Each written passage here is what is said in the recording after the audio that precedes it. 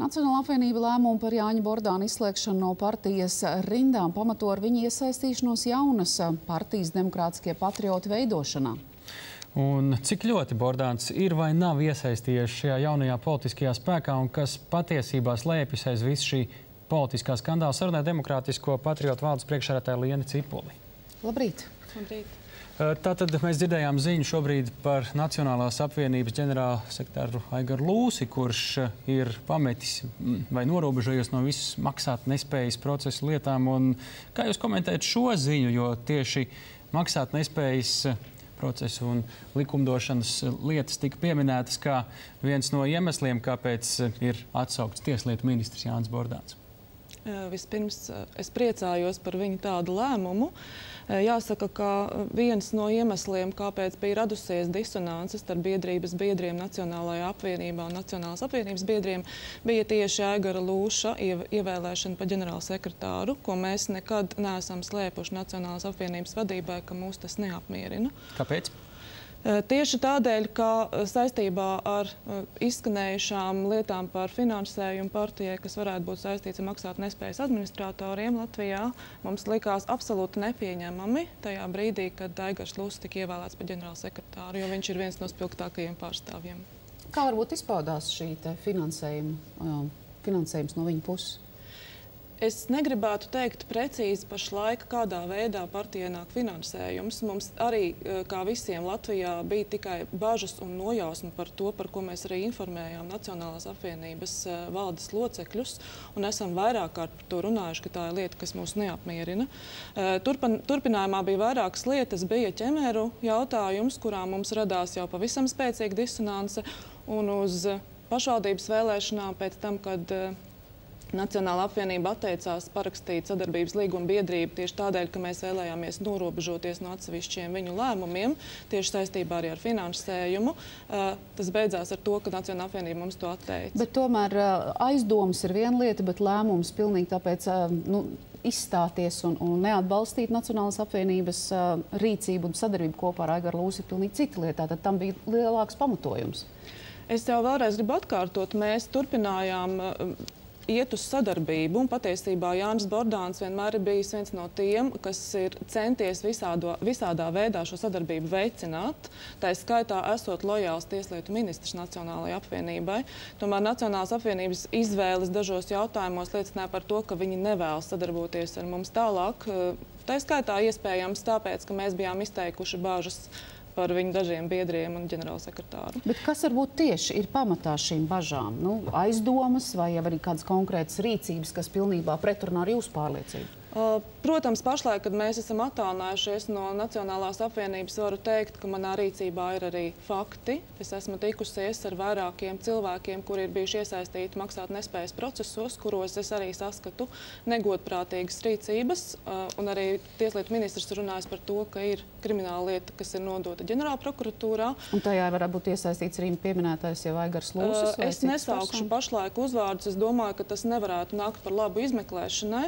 Tomēr daži fakti man liek domāt, ka Nacionālajai apvienībai varētu būt nepatīkams iznākums. Kā jūs saprotat, ka Aigars Lūsis šo paziņojumu veic tieši tagad, tieši pēc tieslietu ministra atsaukšanas no amata?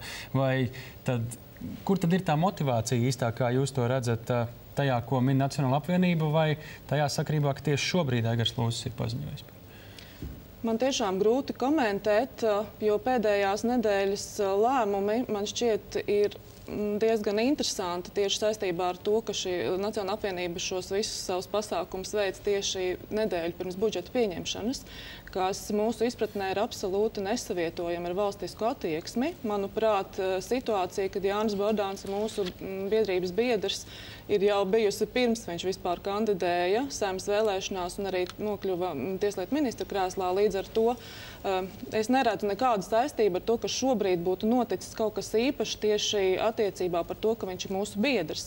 Tā skaitā par partijas dibināšanu mēs paziņojām patiesībā oficiāli septembrī jau diezgan skaļi un pietiekoši skaidri, ka mēs to darīsim.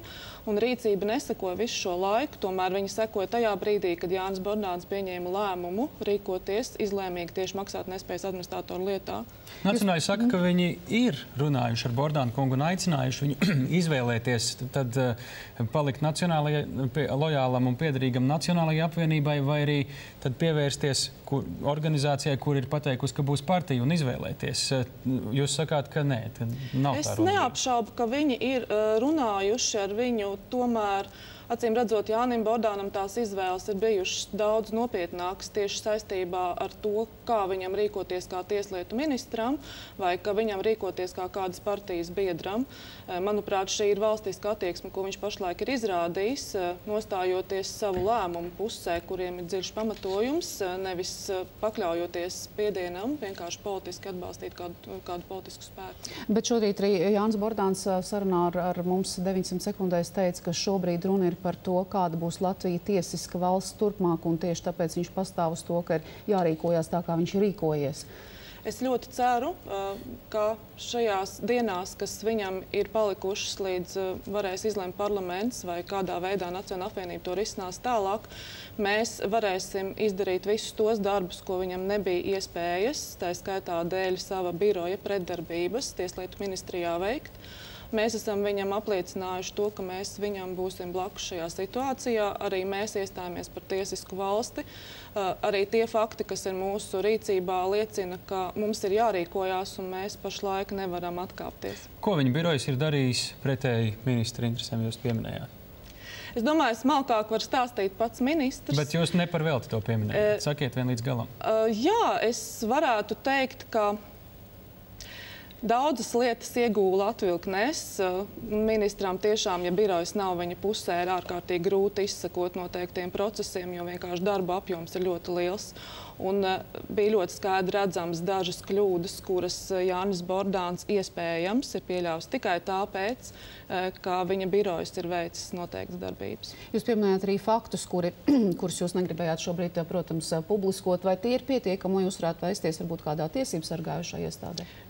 Jānis Bordāns ir vērsies tiesību sargājošā iestādē, un mēs arī esam aicinājuši tos cilvēkus, kas ir bijuši iesaistīti negodprātīgos darījumos, ar kuriem es esmu personīgi tikusies, runāt atklāti. Esam saņēmuši viņu akceptu, ka mēs drīkstam publiski runāt par tiem gadījumiem, kuros viņi ir iesaistīti.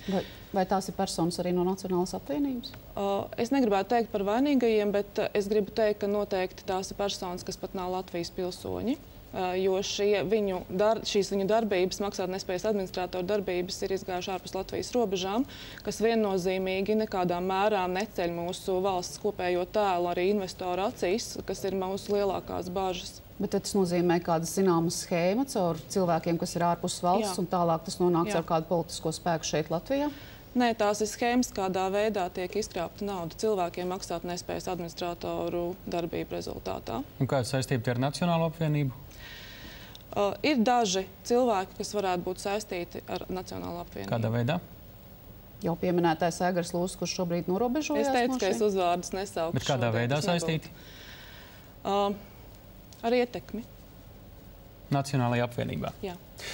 Runājot par to, kāda būs nākotne, Tieslietu ministrs ir izslēgts no šīs partijas, vai viņš, cik jūs zināt, jūs biedrības biedrs tomēr centīsies vēl kā saglabāt šīs saites, mēģināt nogalināt šo situāciju, vai šis tilts ir sadedzināts?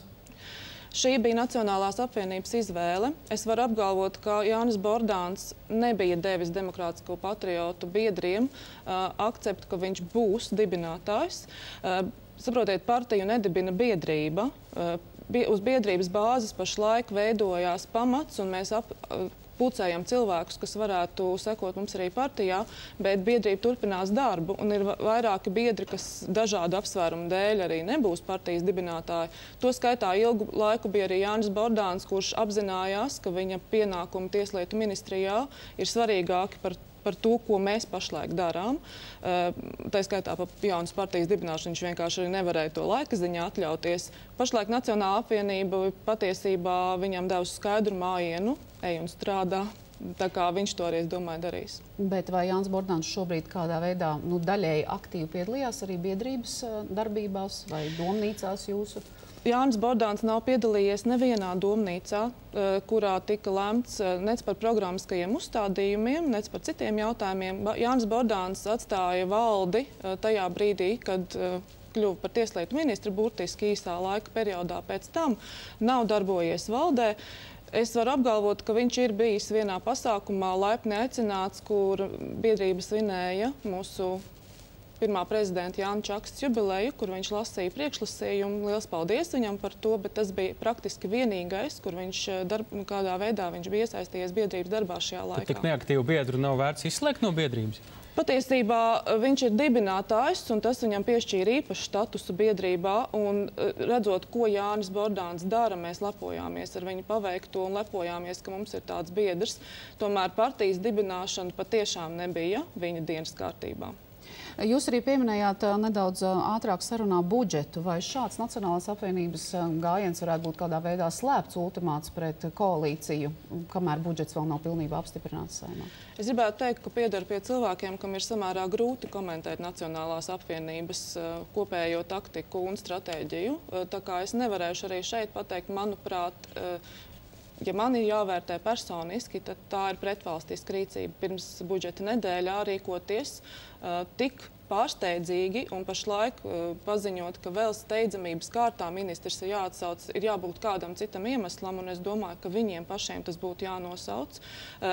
Un nevajadzētu slēpties aiz Demokrātisko patriotu biedrības darbības, jo es patiešām varu apliecināt, ka Jānis Bordāns ir bijis lojāls pirmām kārtām Latvijas valstī, ministru kabinetam, uztvērs šo jautājumu ļoti nozīmīgi un būtiski, un nekādā veidā nevēlējās apdraudēt nec valdības darbu, par ko mēs arī respektējām. Bet ko var saukt par lojalitāti, ja viņš ir biedrības biedrs, tādas biedrības, kur pārtop politiskajā partijā?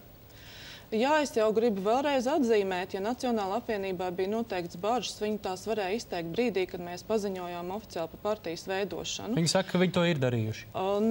Tādā gadījumā tam bija tikpat skaļi jābūt tajā brīdī. Es nezinu, ko viņi gaidīja un kāpēc viņi nerīkojās ātrāk, kas bija viņu apsvērumi. Es tiešām nevaru komentēt, bet pirms budžeta nedēļa nebija īstais laiks, lai atrisinātu ielgušu jautājumu, kas patiesībā ir ieildzis jautājums iekšpolitiski. Bet skatoties no otras puses, vai Nacionālajai apvienībai nelikās problemātiski tas, ka Jānis Bordāns ir Demokrātiskās patriotu biedrs, stājoties ministra amatā? Tajā mirklī tā nebija problēma Nacionālajai apvienībai. Tā ir pārtapusi par problēmu šobrīd? Acīm redzot, nebija problēma. Tā nebija problēma viņiem. Nākotnē Jānis Bordāns būs biedrs partijai, kura top uz biedrības bāzes? Mēs šajā spraigajā nedēļā neesam apsprieduši šos jautājumus, jo pašlaik mēs galvenokārt...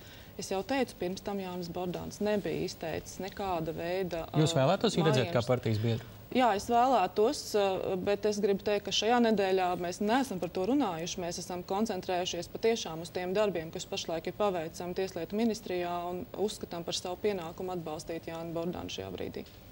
Vēl arī izskanējas ziņa, ka jūsu biedrībā, nevis izskanējas ziņas, bet jūsu biedrībā darbojas arī Saeimas deputāte Inga Bite, kas Saeimā ir no Reformu partijas. Vai tādējādi arī viņai vajadzētu kādā veidā mainīt savu politisko piederību? Saprotiet, biedrība pagaidām, kamēr viņa ir biedrība, pulcē ļoti dažādus cilvēkus. Un mūsu biedrībā tā skaitā ir arī partijas Visu Latvijai biedri, tā skaitā Tēvzemē un Brīvībai biedri, jo Nacionāla apvienība nav kāda kopējas. Varbūt nesaucam to par biedrību, par topošo partiju godīgi. Topoša partija tajā brīdī, kad ir dibinātāju saraksts un viņi veido partiju. Biedrība var turpināt darboties arī tālāk, kā tas bija iecerēts. Mums patiešām ir biedri, kuri, piemēram, savu amatu dēļ nevar stāties partijā un paliks biedrībā. Viens no šādiem biedriem, starp citu, bija arī Jānis Bordāns, kurš apzinoties savu statusu Tieslietu ministrijā, bija norādījis, ka viņš, kamēr būs Tieslietu ministrs, neveidos un nepiedalīsies partijas veidošanā. Bez Jāņa Bordāna, kas tad dibinās šo partiju, kas būs dibinātāji? Mēs esam nosaukuši dažus cilvēkus jau tajā brīdī, kad mēs pieteicām partiju. Tā esmu es, ko es esmu nekad neesmu slēpus, tas ir Dāvis Stalts. Tas ir Guntars Krasts, kurš ir apliecinājis, ka viņš piedalīsies partijas dibināšanā. Tas ir Kalvs Vītoliņš, Druvis Klēns, tie ir mūsu valdes locekļi, kur pie tā strādā. Un dažādi biedrības biedri kopsumā ir vajadzīgi vismaz 200, kā mēs zinām, es visus nesaukšu. Un kad ir plānots dibināt šo partiju? Patiesībā ir tā, ka mums bija doma to darīt šā gada nogalē.